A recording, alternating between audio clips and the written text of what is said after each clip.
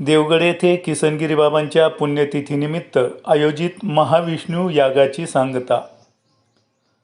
नेवासा तालुक्यातील श्री क्षेत्र देवगड येथे श्री समर्थ सद्गुरू श्री किसनगिरी बाबांच्या 42व्या पुण्यतिथी सोहळ्याच्या निमित्तानं येथील सुलक्षण यज्ञ मंडपात आयोजित त्रिदिनात्मक श्री महाविष्णू यागाची श्री गुरुदेव दत्त पीठाचे प्रमुख गुरुवर्य श्री भास्कर गिरीजी महाराज व उत्तराधिकारी स्वामी श्री प्रकाशानंद गिरीजी महाराज यांच्या हस्ते सोमवार दिनांक 24 मार्च रोजी पूर्णाहुती देऊन सांगता करण्यात आली।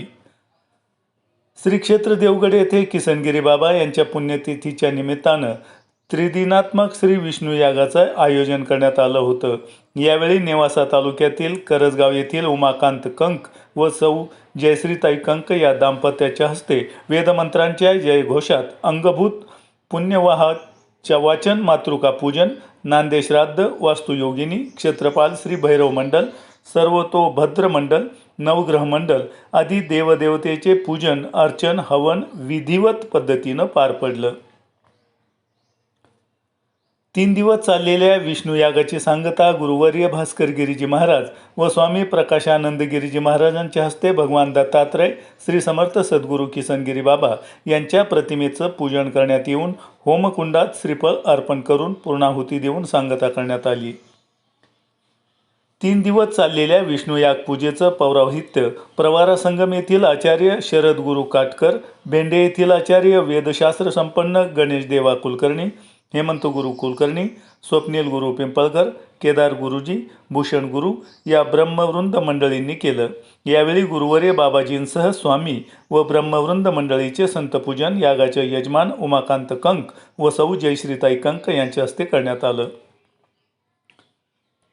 यावेळी झालेल्या विष्णू याग प्रसंगी संतसेवक बाळू महाराज कानडे, तात्या महाराज शिंदे, शुभम महाराज बनकर, ईश्वर महाराज मते, संतसेवक कचरू तात्या भागवत, पंढरीनाथ जाधव, उपसरपंच भीमाशंकर वरखडे, अंबादास राजे लष्करे, धर्मप्रचारक गणेश मुरदारे, सुधीर वाखुरे, संदीप साबळे यांच्यासह भाविक मोठ्या संख्येने उपस्थित होते।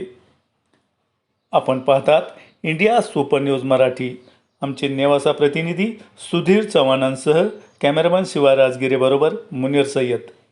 प्रत्येकाचे कर्म भिन्न आहे, त्यामध्ये पुन्हा आहे यज्ञ कर्मच आहे। यज्ञकांडामध्ये जे आपल्याला कर्म सांगितलेलं आहे ते आपल्या जीवनातल्या गाठी सुटण्याकरता, आंतरिक समाधान प्राप्त होण्याकरता या यज्ञामध्ये आपण जे आहुती टाकतो आणि जे आपण त्याच्यामध्ये समिधा टाकतो त्याच्यामध्ये मागे थोडं शास्त्र आहे।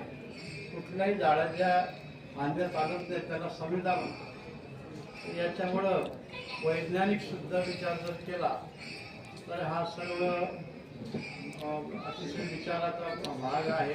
त्याच्यामुळे आपलं संतुलन योग्य राहते।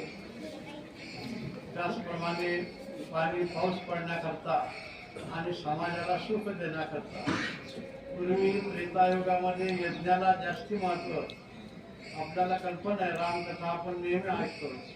राजा दशरथाला